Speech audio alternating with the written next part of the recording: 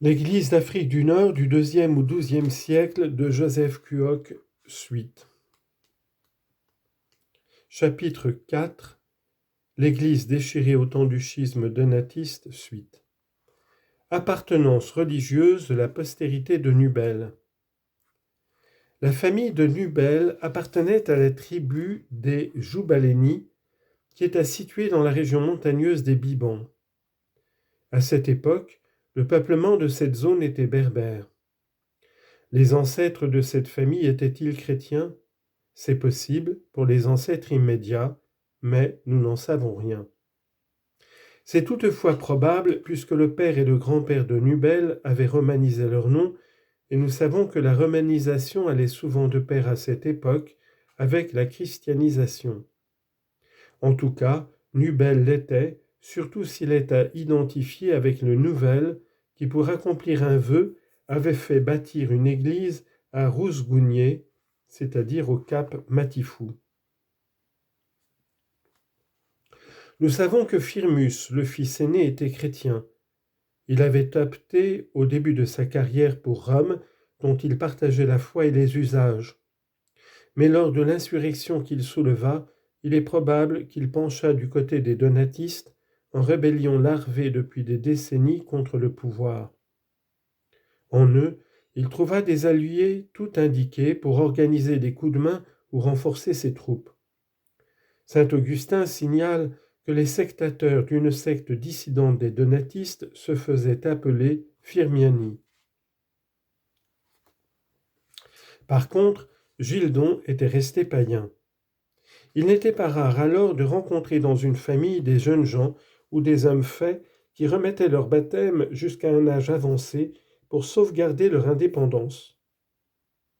Ce fut sans doute le cas de Gildon qui, en dépit de son séjour à la cour de Rome, du temps où il était l'allié des Romains et de ses relations avec les évêques donatistes, resta païen jusqu'à la fin. Il fut même un ennemi tenace, suivant Augustin, de l'Église d'Afrique. Sans doute, dans son esprit, le pouvoir romain qu'il combattait était-il confondu ou associé avec le pouvoir socio-spirituel de l'Église. Samac, le frère puiné de Firmus, qui fut désigné par les Romains comme successeur à Nubel, ce qui provoqua le soulèvement de 370-375, ne semble pas avoir été chrétien.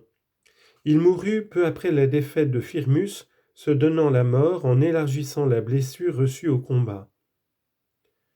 De Mazuka, on sait seulement qu'il habitait un fundus dans la région de l'Oued Chélife.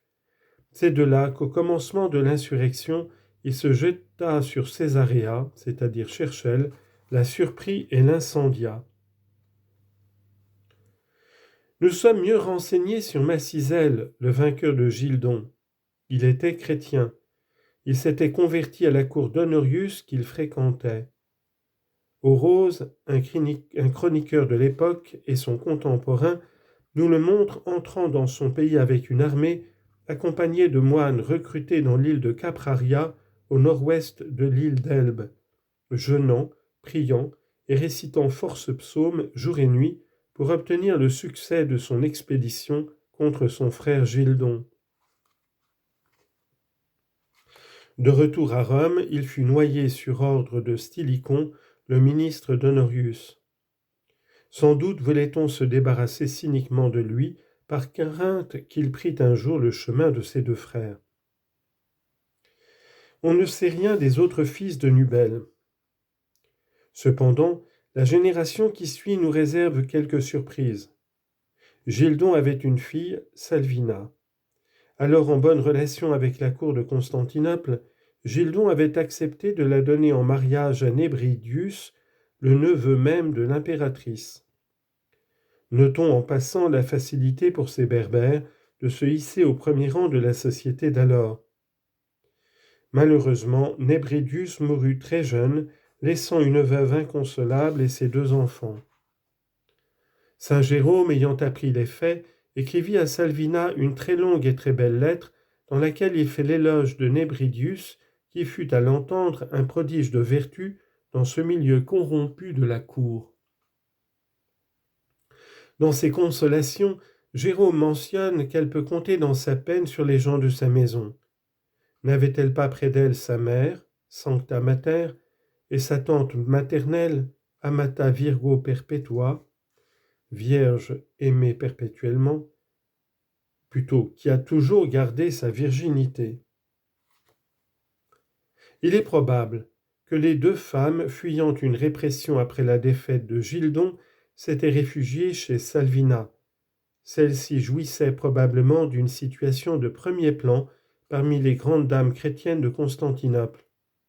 On la voit en effet parmi les 3 ou 4 dames venues saluer saint Jean Chrysostome avant son départ pour l'exil en 401.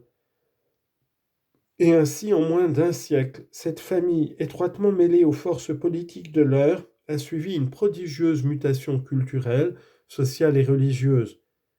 Son aboutissement, au début du 5e siècle, est vraiment surprenant.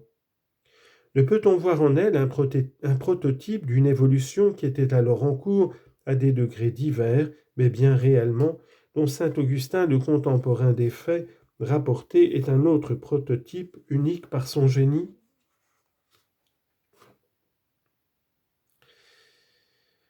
Je lis ici une note d'un passage précédent. « La nourriture de Rome est à la merci du Berbère », écrit le poète latin Claudien. « Les larmes de mon peuple flattent son orgueil. Gildon nous vend nos propres moissons, car c'est lui qui possède les champs que mon peuple avait acquis au prix de ses blessures. » Fin de citation d'Ambert Brugé, Les époques militaires de la Grande Kabylie, Paris 1857.